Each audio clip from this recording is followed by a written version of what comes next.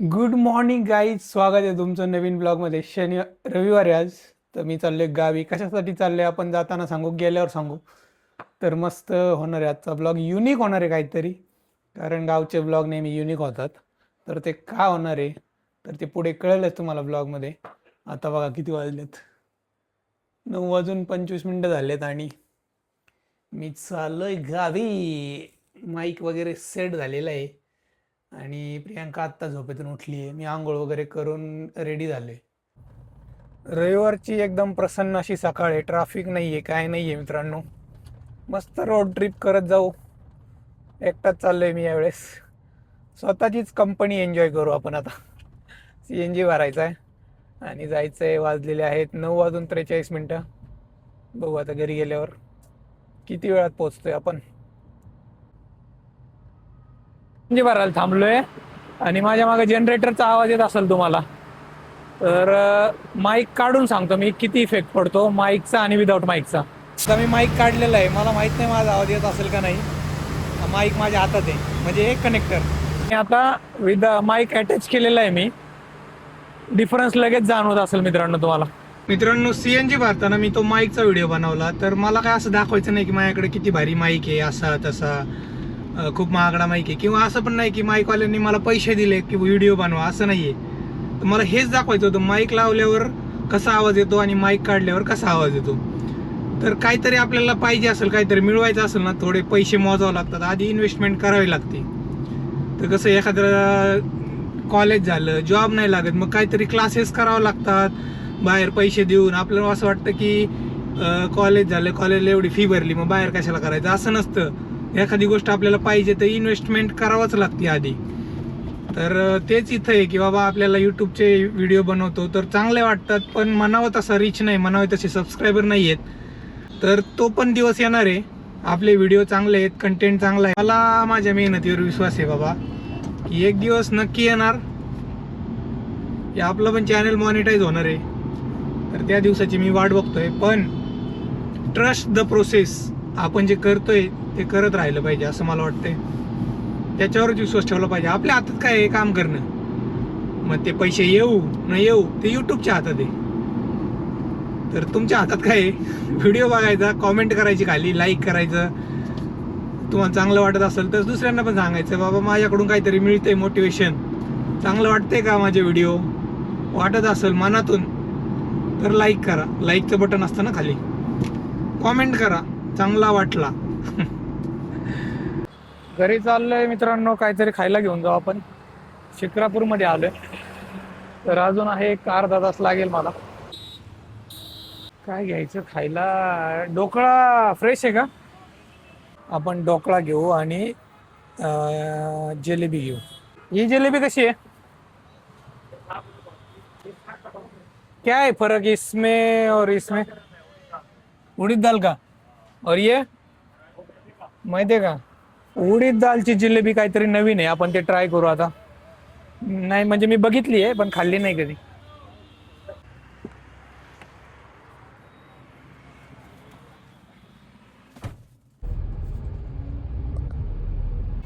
मित्रांनो, रांजणगावच्या अलीकडेच आहे मी आणि 12 वाजलेत अक्षरशः, एवढं ट्रॅफिक आहे ना.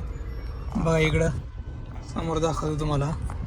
ऑलरेडी 3 लाईन केल्यात लोकांनी, जो की डबल लेनचा रोड आहे. मोठमोठ्या गाड्या सुद्धा तिकडून जायला लागल्यात. टू व्हीलरवाल्यांनी जायचं कुठून? मित्रांनो, फायनली रांजणगावच्या ट्रॅफिकमधून बाहेर पडलोय. 1 तास अडकलो होतो मी. आता 12:22 झालेत. तर आता काही नाही, आता पोचायला आपल्याला फक्त एक 15-20 मिनटं खूप झाली.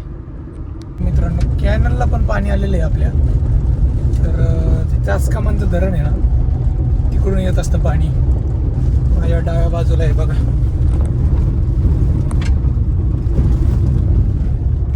ते उन्हाळ्यात बरं पडतं, विहिरी वगैरे तलाव भरून निघतात.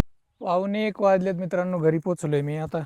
हे ऊस बघा तुटून गेला होता आणि परत उगलाय, दिसत असेल तुम्हाला. इथं मला वाटतंय बॅकग्राऊंड नॉईज कमी करायची गरज नाही आहे गावाकडं. आता याला परत औषध मारायचे का? नाही झालं. हे बघा, इथं 1 एकर आपला ऊस होता तो तुटून गेलाय आणि ऊस तोडल्यानंतर परत एवढा फुटलाय. हे परत येणार, परत एकदा तुटून गेलं परत येणार. 3 वेळा येतो ना, 3 वेळा येतो. आणि मी ज्या कामासाठी आलोय ते पलीकडे आहे, आपला गहू आहे तो दाखवणार आहे मी.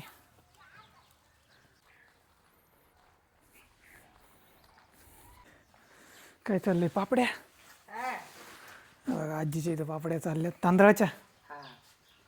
माहिती लावशील कुठं काय नाही होत.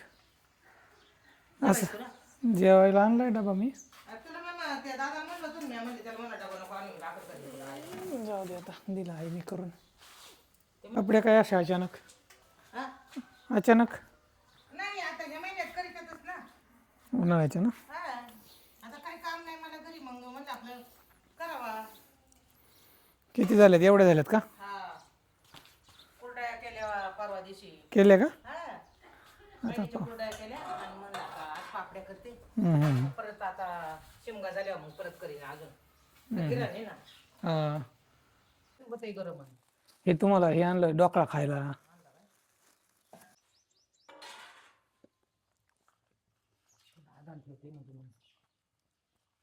हे बघा मित्रांनो, आमच्या मागं दिसत असेल गहू. हा गहू करायचा आहे आम्हाला. आणि गहू करताना व्हिडिओ बघायला मिळेल तुम्हाला, पण जेव्हा लावला, पाणी काय दिलं दादांना माहिती सगळं. तर काय कसं आपण विचारू थोडं थोडं. सांगा इथं माईकमध्ये. तर किती कधी लावलं आपण? 4 महिने झाले. ऑक्टोबर, नोव्हेंबर, डिसेंबर, जानेवारी, फेब्रुवारी, नोव्हेंबर. नोव्हेंबरमध्ये लावलं. 5 महिने झाले लावलं. आणि किती लावलं होतं, किती पेरला होता? हे 40 किलो 40 किलो. 1 एकरात. 1 एकरात 40 किलो म्हणजे 2 एकर आहे. 80 किलो. नाही, तिकडं 20 किलोची दुसरी बॅग आहे. तो निर्भय हा 70. निर्भय आणि 70 काही ब्रँड आहे का? 2 जातीचा आहे. म्हणजे 40 आणि 20 60च. तिकडे थोडं राहिले का? ते बी थोडं पातळ केलं. असं आहे काय? म्हणजे 2 एकरमध्ये झालं बरोबर. 80 किलो नाही आहे, 60च किलो आहे. 40 आणि 20 70 जरा पातळ आहे. ते पातळच लागतं. 40 किलो एकराला. एका एकरामध्ये 40 किलो बी पडते. ज्या लोकांना माहिती आहे त्यांना माहिती आहे. सिटीतले काही लोक आहेत त्यांना माहीत नाही. गव्हाची ओंबी, तर ही ओंबी असती आणि याच्यातून असा गहू निघतो. हे बघा, मशीनमधून पूर्ण असं होतं. आपण आता मित्रांनो बघू किती खर्च आला आहे आत्तापर्यंत. पेरणीला किती खर्च आला असेल? 40 किलो आणि 20 किलो. 40 किलो अंदाजे सांगा, जाऊ द्या. कसा किलो होता? पेरायचा वेगळा असतो ना, आपला घ्यायचा वेगळा असतो का? पेरणीचं महाग आहे. मग असं 50-60 रुपये किलो असेल बरोबर. आणि घ्यायला आपल्याला 40 रुपये दुकानात. समजा 60 रुपये जरी पकडला, 60 किलोचा 6 36 3600. 4000 पकडू, चला 4000 पेरायला. आणि पेरायला पुन्हा ट्रॅक्टरला पैसे. ट्रॅक्टरला किती? त्याचं 1500 रुपये एकर. 3000 त्याचे. 4 आणि 3 7000 गेले. 50 झाले 3000चे. 50 म्हणजे हां, ते कधी मारायचे? 1 महिना मारावं लागतं. 21 दिवसाच्या नंतर तणनाशक मारायचं. ते किती रुपयाचं? 3000 झालं ना ते. ते 3000चं म्हणजे झाले 10,000. अजून पाणी पाणी चालू आहे. पाणी तर काय पाणी म्हणजे मध्ये मध्ये देत राहायचं. अजून महिन्यातून 3 वेळा पाणी द्यावं लागतं. अजून काय खर्च आहे? आता काढण्याचा खर्च 6000 रुपये. आता शेवटची स्टेप, 4 महिन्यात एवढं झाले. एकदा तणनाशक मारायचं, 15,000 ते 20,000 रुपये खर्च आहे दादा म्हणतात. तर बघू आपण आता 2 एकरात किती पोती व्हायला पाहिजे. 2 एकरात व्हायला पाहिजे 40 पोती, पण आता काय होत नाही ना. 40 नाही 30च पकडू आपण. 30 पोती समजा. सगळा खर्च टोटल किती झाला? 10 आणि आता करायला 6,000 16,000 बरोबर. 20,000 पकडायचा खर्च. चला 20,000 लमसम पकडला. आणि 40 पोती नाही 30च पोती पकडू. एक पोतं किती? 100 किलो. हा 100 आहे. 3000ला एक पोतं, तर 3 पोती 3 त्रिक 90,000. त्याच म्हणायला पण 90,000 हां. आता हे सगळं दिसतंय तुम्हाला. 4 महिने एवढे कष्ट. आम्ही तिकडं सिटीमध्ये असतो. 4 महिने पाणी भरावं लागतं. हम्म. तर फायनल आउटपुट आहे डायरेक्ट हे. तर आपल्याला काही कळत नाही कसा येतो गहू, काय येतो त्याच्यामागं काय असते प्रोसेस. ती आज तुम्हाला बघा ऐकायला मिळाली आणि आता कसा करायचा ते पण बघायला मिळेल तुम्हाला. तर मशीन येणार आहे, आम्ही वाट बघतोय त्यामुळं आम्ही अशी बडबड करतोय मध्ये मध्ये. तर एकर आहे इथं काढायला. एकरवर काढतात ते. आपलं ट्रॅक्टरचं वगैरे तासावर असतं ना, एका तासाला एवढे नांगरून एवढे पैसे 1,500 रुपये. तसं या गावाच्या मशीनचं एकरवर आहे. मग सावकाश करा फास्ट करा ते त्यांच्यावर आहे. आणि त्यांचं कसं मोजणार मग ते? ते असतं त्यांच्याकडं. हा बघू मशीन आल्यावर आपण बघू कसं करणार ते. तर मशीन आली पाहिजे फक्त आता टायमावर. GPS लावलेलं असतं मशीनला. GPS वरून कॅल्क्युलेट करणार ते आणि मग त्याच्यावरून सांगणार 3,000 रुपये एकर आहे. मग तुमचं जेवढं भरेल तेवढं. तुम्हाला काय बोलायचे तुम्ही बोला काहीतरी. पाणी चाललंय इथं. चाललंय गावतावरती पाणी, कॅनलला पाटाला पाणी. कॅनलला पाणी आलं मी मगाशी दाखवले. हा, पाणी आलेलं पाटाला पाणी आले. 8 दिवस झाले पाणी येऊन. पाणी किती दिवस राहते आता? आता 2 दिवस राहील फार फार तर 8 दिवस चालू आहे. सोडलंय गावताव पाणी. आता बरेच दिवस झाले गावताला पाणी नाही. गायांना खायला ना. गावाला खाण्यासाठी ऊन जे असतंय कडक उन्हाळा आहे. कडक उन्हाळा चालू झाला अजून तर मार्च 1 मार्च आहे आज. उन्हाळा आता बघू. मार्च, एप्रिल आणि मे 3 महिने फुल कडक जाणार. 3 महिने उन्हाळा असणार आहे. तर गायांना खायला घालायची बिकट अवस्था आहे. हिरवं काय आता राहणार नाही जास्त. ज्याला पाणी उन्हाळ्यात प्रॉब्लेम होतो. उन्हाळ्यात दरवर्षी प्रॉब्लेम चालूच आहे. बघा मित्रांनो मशीन आलेली आहे गावाची आता. बरीच मोठी मशीन असते. बघा किती मोठी मशीन आहे ही.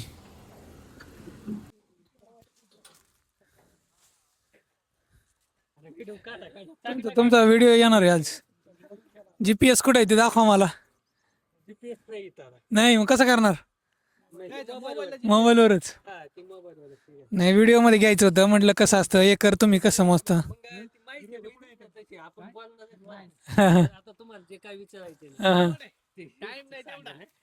करा चालू करा. बर बर ठीक आहे. GPS मोबाईलवर लावणार आहेत ते.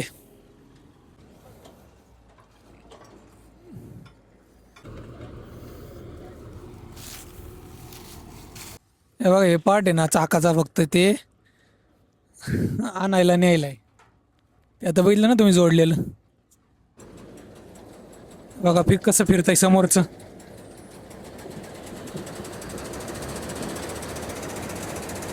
चलो गणपती बाप्पा मोरया.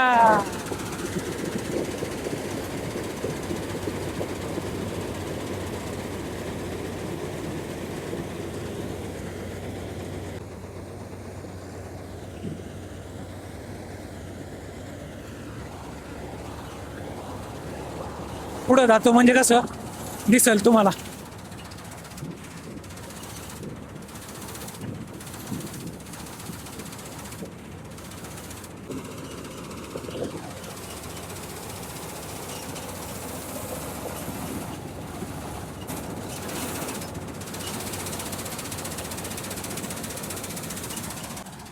इथून पुढे वेगळा गहू आहे आपला.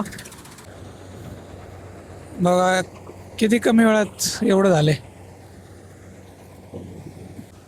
मे बी तो असा गोल राऊंड घेईल आणि मग मध्ये मध्ये मध्ये मध्ये कमी कमी कमी होत जाईल राऊंड.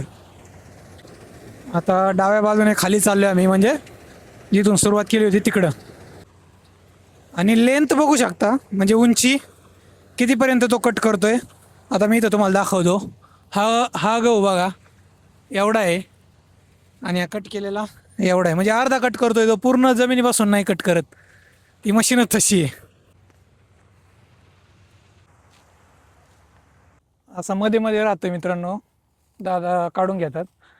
आणि अजून एक ड्रॉबॅक म्हणजे कसं आहे हा उभा आहे ना तर उभ्या गावाला काय होत नाही. पण जर असा कुत्र्यांनी असा पाडलेला असला तर खाली पडला असला. कुत्रे पळतात ना मधून मधून तर खाली पडलेला मग तो मशीनमध्ये येतच नाही. मग तो तसाच राहतो खालच्या खाली. कारण ती मशीन अशी अर्ध्याच्या वर कट करत चालती. मला वाटतं ते कॅपॅसिटी फुल झाली याची. एवढा गहू शिल्लक आहे पण तो म्हणतोय वाचायचं आहे.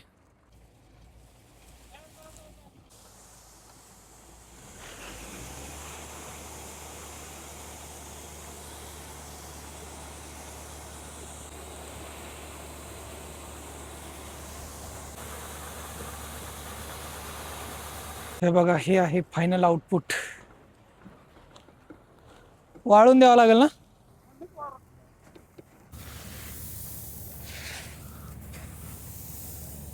आणि जर कोणाला घ्यायचं असेल 40 रुपये किलो आहे ना बाहेर, तर आम्ही निदान 35 रुपये देऊ. कारण आम्हाला कसं परवडणार आहे तिकडे मार्केटला घेऊन जाऊन इकडं तिकडं खर्च करण्यापेक्षा डायरेक्ट जर कोणी घेतला आणि गहू चांगला आहे आणि चांगला गहू आहे, तुम्ही बघू शकता, मिनिमम 50 किलो घेतला पाहिजे तर आम्हाला ते परवडेल, आहे का नाही. हा तर पण पोस्ट करू तुमच्यापर्यंत.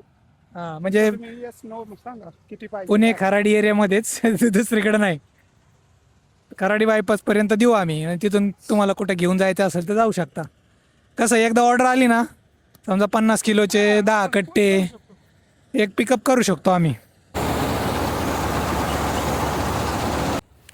मित्रांनो, सकाळपासून मी नुसतं चालतोय फिरतोय, काम तर काही केलंच नाही आहे. तर एकदम कंडिशन बेकार झाली आहे. शेतकरी लोक कसे काम करत असतील बाबा एवढ्या उन्हात. आपल्याला एसीत बसून खरंच कम्फर्ट झोनमध्ये गेलो आपण. फिजिकल ॲक्टिव्हिटी, फिजिकल एक्सरसाइज, आता जिम करतो आहे म्हणून थोडंसं मी समजू शकतो की बाबा जिममध्ये थोडंसं आपलं स्ट्रेंथ ट्रेनिंग होतं, मग ती कुठंतरी कामाला येते. पण शेतकरी लोक बघा काही न करता, आता दादा इथं चालले फिरले तेवढं चालू आहे, मला त्यांच्या मागं फक्त चालताच होता येत नाही. डेंजर कंडिशन आहे यार. हे बघा मित्रांनो, हा जो आहे ना, हा तो निर्भया, आणि हा जो आहे वरचा तो 70 म्हणजे छोटी लेंथ कमी असते त्याची, आणि तो खायला चांगला असतो. जो लांब आहे मग तो फक्त दिसायलाच लांब असतो. त्याचे लाल चपात्या होतात, बरोबर ना, निर्भयाचे लाल चपात्या होतात.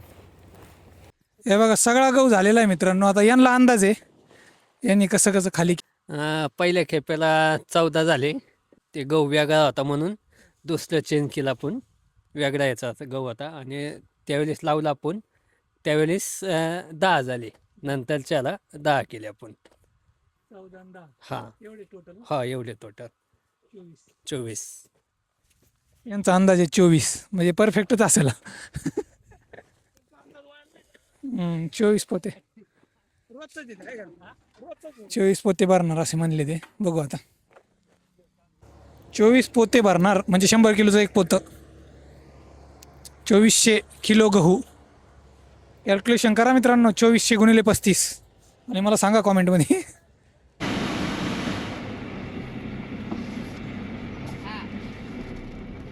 चलो गाईज, 4:15 वाजले. बघू आता पुण्याला किती वाजता पोहोचतोय आपण. पुण्याला न बनाचं बरं का मित्रांनो. घरी जाताना काहीच ट्रॅफिक नाही आहे. तर 5 वाजले जाता शिक्रापूरच्या जवळजवळ आलो आहे, आणि 6 वाजेपर्यंत पोचेल मी. Camera, blogging, YouTube. मित्रांनो, चहा प्यायला थांबलोय उन्हाळ्यात. सह्याद्री गुळाचा चहा, बरोबर ना.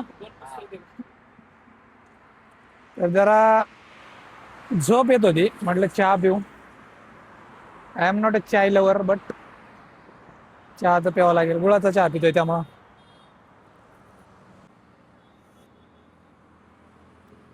सूर्य एवढा जबरदस्त आहे ना, ते ट्रॅफिक सिग्नल लागलेला सुटलेला लागतं तिथं काहीच कळत नाहीये.